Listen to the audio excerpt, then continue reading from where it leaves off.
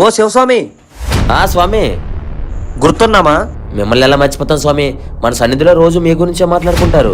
మన సన్నిధిలో 41 రోజులు ఏ తప్పు చేయకుండా దీక్ష చేసేది మీరే అంట కదా. అంతా అయ్యప్పదయ్యా. ఏ స్వామి సడన్ గా ఎలా వచ్చారు? ఏం లేదు స్వామి, మీ శివస్వాములందరూ కలిసి భిక్షాటం చేయాలి.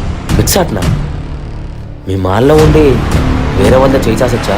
పూర్వం శివయ్యే భిక్షాటం చేశాడు, అలాంటిది మీరెందుకు చేయకూడదు?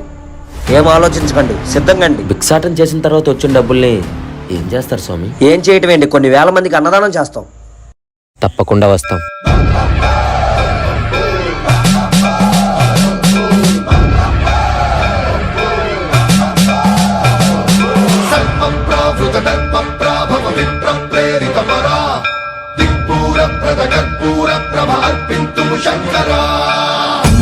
అన్నదానం ఎలా జరిగింది స్వామి? చాలా థ్యాంక్స్ స్వామి, ఇంత మంచి కార్యక్రమానికి నన్ను పిలిచినందుకు. ఆ శివయ్య ఎలా భిక్షాటం చేసి ఆ అన్నపూర్ణ దేవుళ్ళ అందరికీ అన్నం పెట్టాం.